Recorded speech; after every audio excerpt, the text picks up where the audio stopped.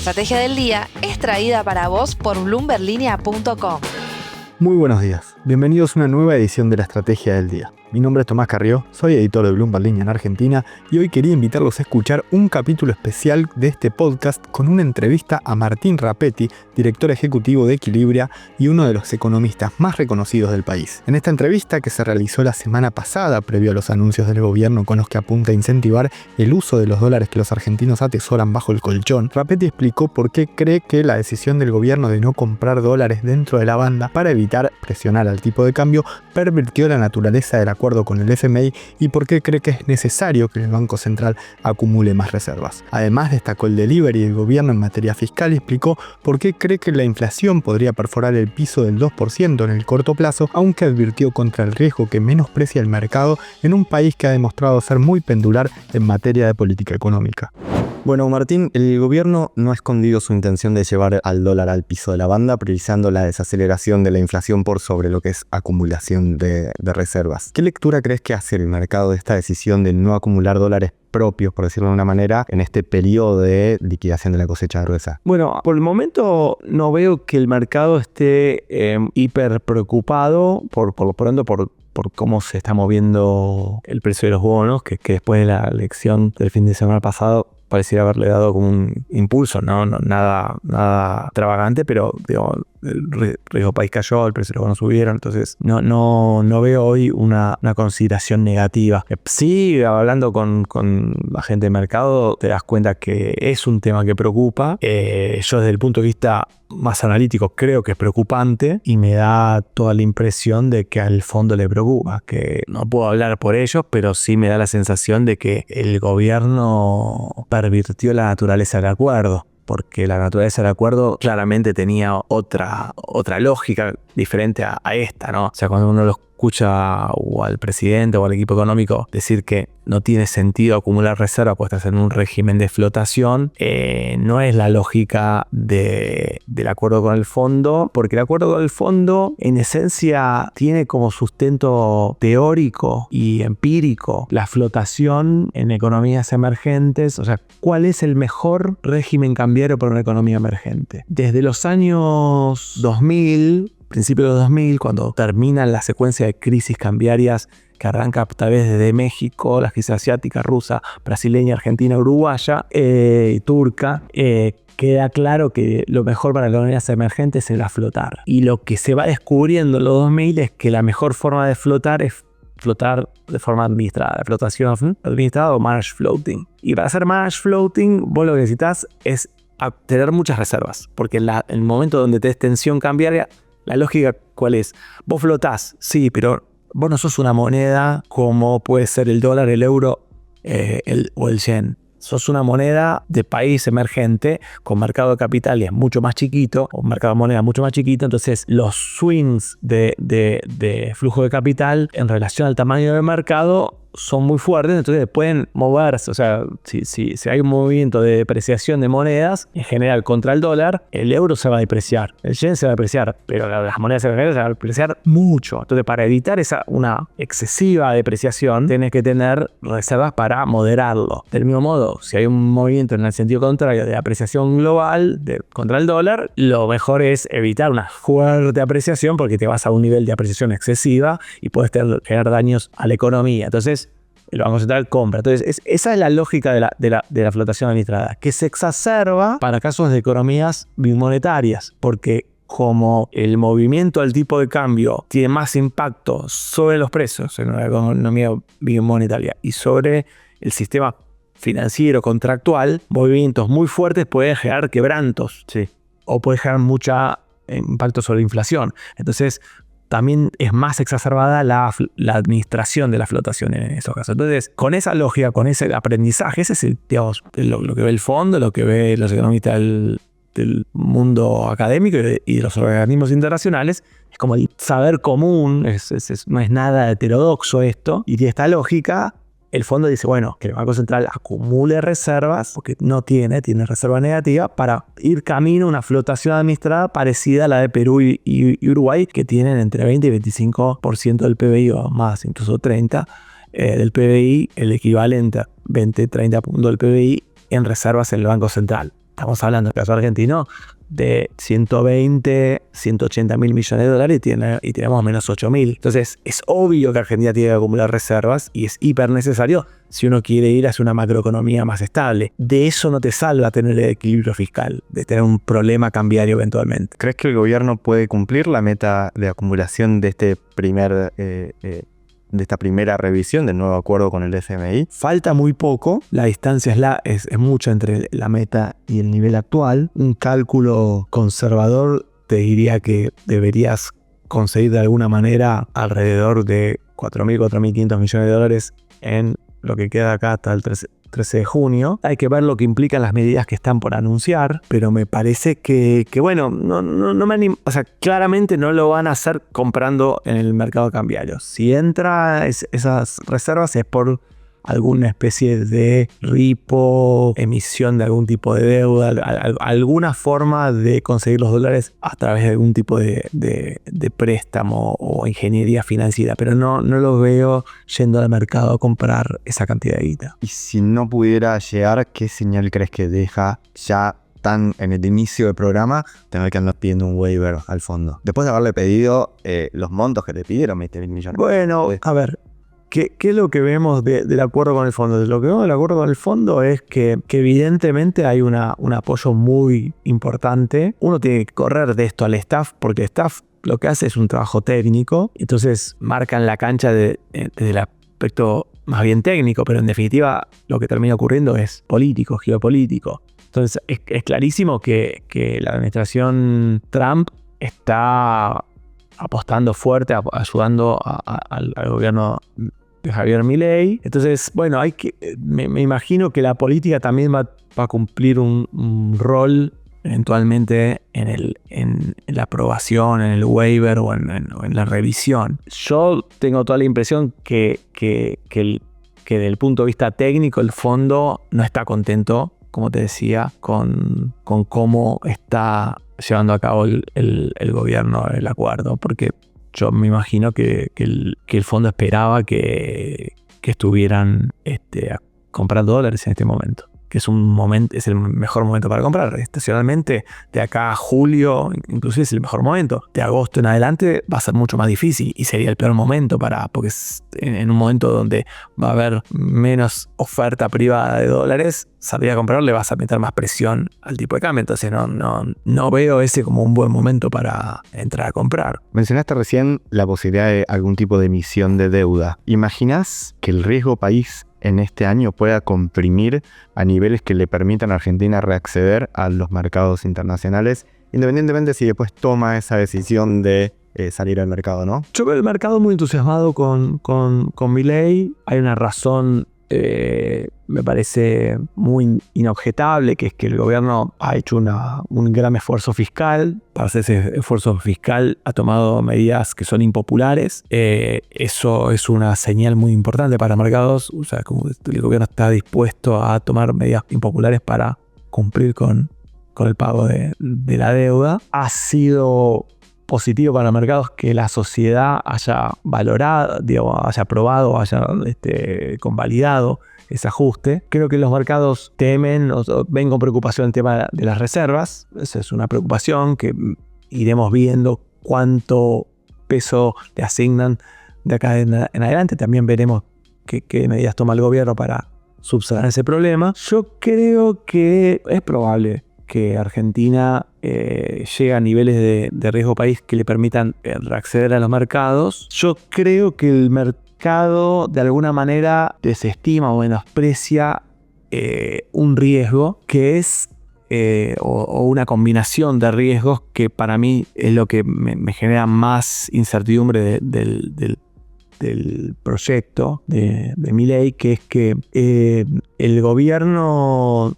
apuesta al dólar bajo, porque claramente eso le sirve para bajar la inflación. El gobierno tuvo una salida muy exitosa del esquema en el que estaba, que a todos nos preocupaba, y salió bien, y salió en una dirección que era en la dirección correcta, que es más flexibilidad y incluso de corregir un poco el tipo de cambio. Pero el gobierno ahí tomó una dirección que a mi juicio es a contramano de la orientación, y por eso digo que va contra la naturaleza del acuerdo, que es que la lógica es que vos hubieras ido a un tipo de cambio un poco más razonable, sobre todo porque vos tenés que comprar reservas. Entonces, si hay demanda del gobierno, hay una presión alcista. Entiendo que hay cierta tensión que vos por ahí tenés que, digamos, no, si vos das la señal de que el dólar va para arriba, generas una expectativa de depreciación perpetua, entonces hay que calibrar eso, pero me parece que el gobierno está muy convencido de que tiene que ir al dólar bajo y quiere convencer a todo el mundo de que el dólar bajo está para quedarse. Y yo creo que cuando yo hago las cuentas, a mí me parece que Argentina no puede tener este tipo de cambio,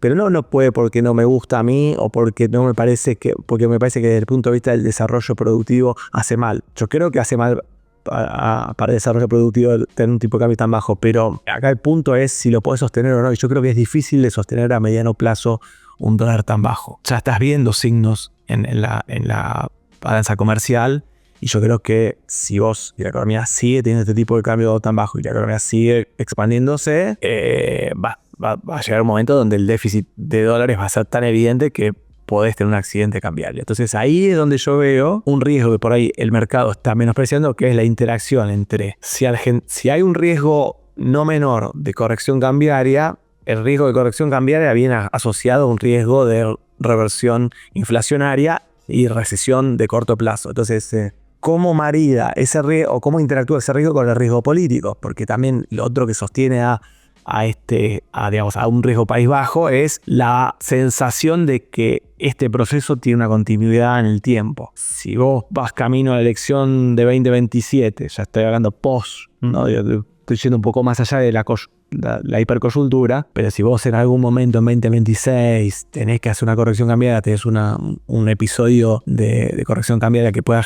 generar una reversión desinflacionaria y donde tengas una contracción de los ingresos, típicamente ocurre, tengas una caída de la popularidad después de 2 años y pico de gobierno, que típicamente hay más desgaste, un gobierno que además se ha caracterizado por confrontar demasiado y generaron muchas heridas en varios sectores. Bueno, ahí puede haber una especie de duda en el mercado. Che, ¿qué certeza tengo sobre la continuidad de esto? ¿Cómo? No porque estoy diciendo que el gobierno caiga, pero acá ¿qué sigue después de Milei? O sea, Argentina tiene un problema que es independiente de Milei, que es que nadie tiene la certeza de cuál es el esquema económico de mediano y largo plazo. Problema que no tenés o incertidumbre que no tenés en Uruguay, que no tenés en Colombia. Bueno, en Colombia ahora tenés un poco más, pero menos, mucho menos que Argentina, que no tenés en Perú, que no tenés en Chile, que no tenés en México. O sea, Argentina es un país muy pendular en materia de política económica. Muy pendular. Teníamos la hipótesis de que Argentina se volvía más orientado al mercado con Macri, y tuviste una reversión fuerte con el gobierno de Alberto Fernández. Bueno, entonces esa duda no está erradicada, está lejísimo de estar erradicada. Tienen que pasar mucho tiempo para erradicar. Entonces yo creo que los mercados son muy hormonales, lo son, porque están tratando de anticipar cosas. Hay un poco de groupthink, ¿no? ¿Viste ese James? Y bueno, entonces creo que hoy están muy entusiasmados con una historia que viene bien, pero me parece que están menospreciando este riesgo. Y ese riesgo está ahí latente para mí. Recién mencionaste inflación. Claramente el hecho de que el gobierno esté priorizando la desaceleración de la inflación, celebró la semana pasada el 2,8% de abril. ¿Cómo ves que puede seguir en el corto plazo esta dinámica de precios y qué tan posible ves que eventualmente perfore el 2 en el corto plazo? Empiezan a aparecer algunos informes que marcan deflación en alimentos, por ejemplo, en la segunda semana. Nosotros nos pasó. Exactamente. Si nosotros medimos unos 130.000 precios de la economía semanalmente y la semana pasada nos dio esa caída, es lógico que con un tipo de cambio que se quede quieto, o sea, yo creo que buena parte del pricing, mirando el tipo de cambio, se ajustó a la salida del Kroll al 1 de mediados de junio, y me parece que el tipo de cambio con el que pricearon no subió, o sea, está igual o más bajo. Entonces no veo que haya impulso inflacionario en todo lo que tiene que ver más bien de bienes y servicios que son comerciales, transables, ¿no? Los que se pueden exportar o importar. Entonces, si vos en esos segmentos tenés casi inflación cero porque el tipo de cambio no se mueve, bueno, tenés un impulso desacelerador muy fuerte. Entonces, a nosotros, de hecho, mayo nos da ya en la zona de 2, prematuro, pero todavía falta, puede haber correcciones, pero digamos, no me sorprendería si mayo da abajo de 2. Podría dar. O sea que creo que si mantienen el dólar estable, gobernado, hay altas chances de que de acá camino a las elecciones la inflación perfore el 2 en algún momento. De hecho, nosotros en nuestro escenario base tenemos algunos meses por abajo de 2 porque creemos que el gobierno va a conseguir mantener el dólar estable. Aunque sí vemos que hay razones para pensar que debería haber más presiones cambiarias desde julio en adelante, digamos, de agosto en adelante, en el tercer trimestre, que ahí ya podría ser más tenso.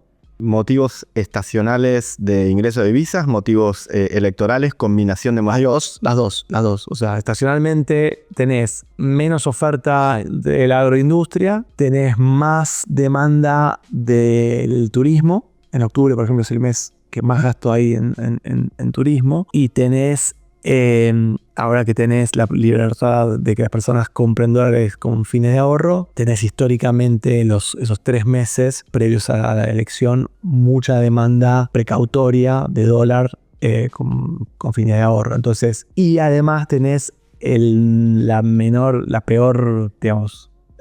superávit energético porque es el invierno en ese periodo. Entonces, la combinación de comercio más las demanda financiera hace que sea el peor trimestre en un año electoral. Entonces, la lógica sería que tengas más presión cambiaria y ahí se va a sumar un poco la pregunta que hacías vos, o sea, cómo encara el gobierno de ahí en adelante la evaluación de las metas de acumulación de reservas de junio y de septiembre. Entonces, yo creo que el gobierno, porque los gobiernos siempre toman medidas, siempre están un paso adelante del análisis que podamos hacer nosotros, porque por la sencilla razón de que están arriba del caballo, son mucho más que nosotros, son un equipo de control, tienen el mando de control, siempre aparece alguna idea, le traen siempre aparecen cosas que entonces, contemplando que algo se les va a ocurrir, algo van a poder hacer, nosotros estamos inclinados a pensar que van a lograr evitar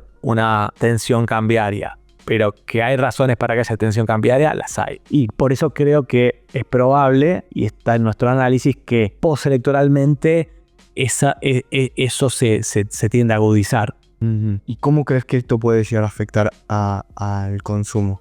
Hace poco sale el dato de que, por primera vez, después de 15 meses de caídas, empezaba a haber algún tipo de señal de haber encontrado piso el consumo. Desde el gobierno también hablar un poco de un cambio de composición, de en qué está gastando, más hacia bienes durables y menos ante la sensación esta de que estén quemando los pesos con la baja de la inflación. Mira, yo tengo un trabajo que hicimos con Gabriel Palazzo y Joaquín Waldman, que lo hicimos acá en Equilibrio hace mucho tiempo y ahora se va a publicar en una revista internacional académica, que estudiamos planes de estabilización en América Latina, ¿no? Cómo son los hechos estilizados. Entonces, si vos mirás lo que uno puede aprender de esas experiencias y mirás el caso de esta estabilización, lo que ves es que siempre, siempre la inflación cae porque lo que cae más, el precio que más cae es el dólar en relación a los demás. Por eso el dólar se atrasa siempre en una estabilización. No existe plan de estabilización que logre bajar la inflación, aunque sea transitoriamente, y que el tipo de cambio no se atrase. Siempre el tipo de cambio es el ancla. Finalmente, el ancla nominal es el tipo de cambio. Los mecanismos pueden variar, pero no hay caso en el que vos tengas que la inflación está cayendo y el tipo de cambio real está depreciándose. O sea, que la inflación, que el dólar suba más que lo que suben los precios. No pasa eso. Entonces, eso ocurre. Y generalmente cuando vos lográs esa estabilización, como el precio de los bienes y servicios que siguen al dólar se abaratan relativamente a otros precios, el salario real recupera. Entonces es expansivo. Acá lo que ocurre es que hubo una recuperación, pero me parece que, a diferencia de los planes más exitosos de estabilización, no ha habido una gran entrada de capitales que pueda estimular y darle hay liquidez y crédito y expansión a eso. Son todos financiamiento medio encepado, que son los dólares que se exprimen y salen del colchón. Fue el blanqueo que extendió el problema de cambiario que veníamos tratando muchos ya hace tiempo. Le dio cuerda, apareció el acuerdo con el fondo y ahora otra sacada del colchón, porque los dólares, el financiamiento internacional todavía no está lo suficientemente fuerte como para financiar una expansión. Entonces, lo que estamos viendo, me parece, es que es una economía que está logrando bajar la inflación, con las dudas que tenemos sobre la sostenibilidad de eso, porque sí, yo veo en el horizonte alguna corrección cambiaria que me parece que va a traer en algún momento algún rebote inflacionario, pero además no estamos viendo una recuperación que se convierta en crecimiento. Entonces yo creo que va a estar, yo no veo la economía en boom.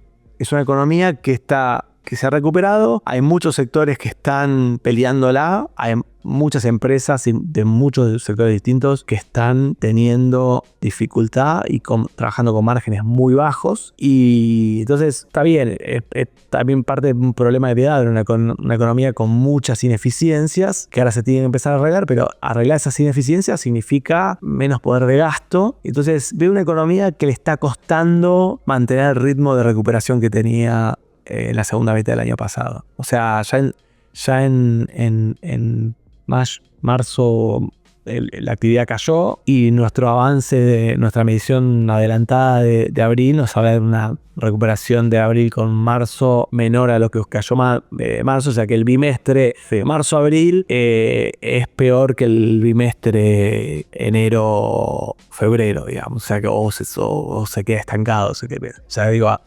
pareciera haber habido un freno. Y vamos a ver cómo sigue la historia, porque tenés, en el margen lo de Tierra del Fuego, que le quita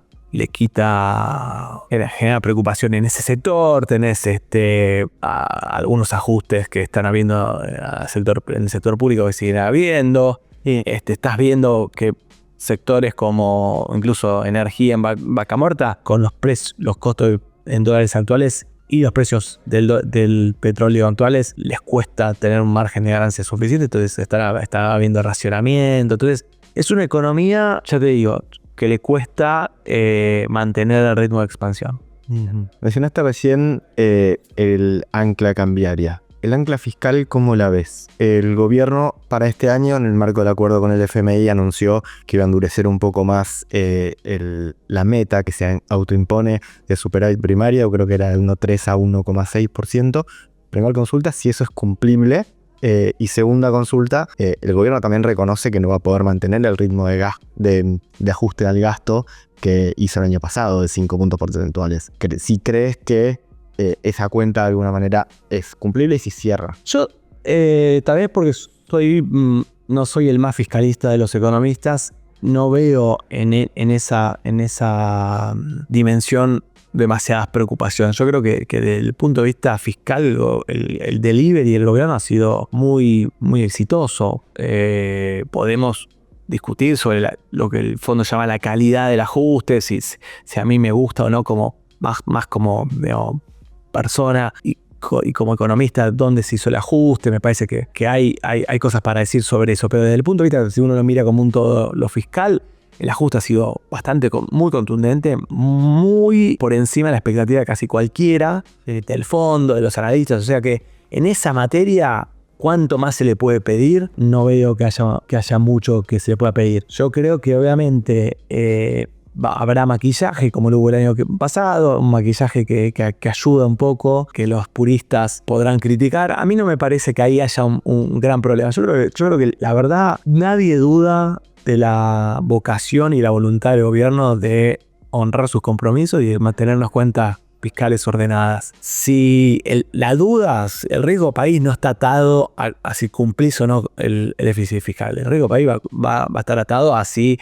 ven que el gobierno de Milei se sostiene en el tiempo, o que quien lo suceda sigue la línea del gobierno de Milei. O dicho de otra manera, si Milei, con independencia de su continuidad o no, hizo una marca en la Argentina que hace que cualquiera sea el próximo gobierno tome la bandera fiscal, el equilibrio fiscal como una bandera y se mantenga en el tiempo. Si Milei lograra eso, yo creo que ni siquiera necesitas tener un superávit primario para que esté en el acuerdo con el fondo. Me parece que hasta podría ser exagerado. O sea, podés tener menos superávit primario que el que tiene el programa con el fondo. El programa con el fondo tiene 2,5 puntos por varios años. Me parece que digamos, yo entiendo que para dar una señal es muy contundente, pero una vez que vos estás en un patrón donde estás pagando la deuda, tenés acceso a los mercados, si en vez de tener 2,5 tenés 2 o 1,8 puntos de superávit, me parece que no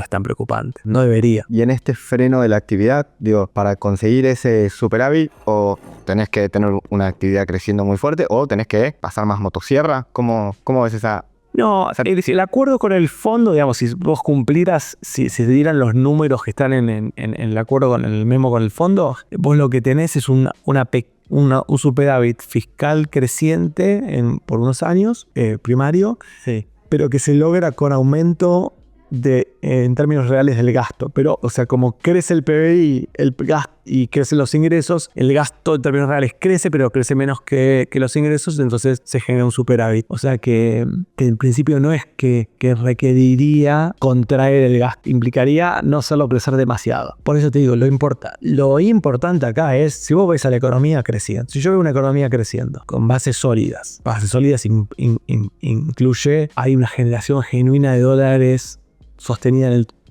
el tiempo y digamos una convicción fiscal del sistema político, yo creo que no habría ningún problema desde el punto de vista fiscal. Esto fue un nuevo capítulo de la Estrategia del Día Argentina. Mi nombre es Tomás Carrió, soy editor en Bloomberg Línea y espero que tengan una gran jornada.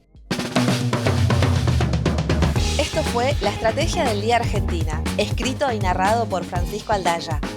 Producido por Arturo Luna y Daniela Hernández. Que tengas un día muy productivo.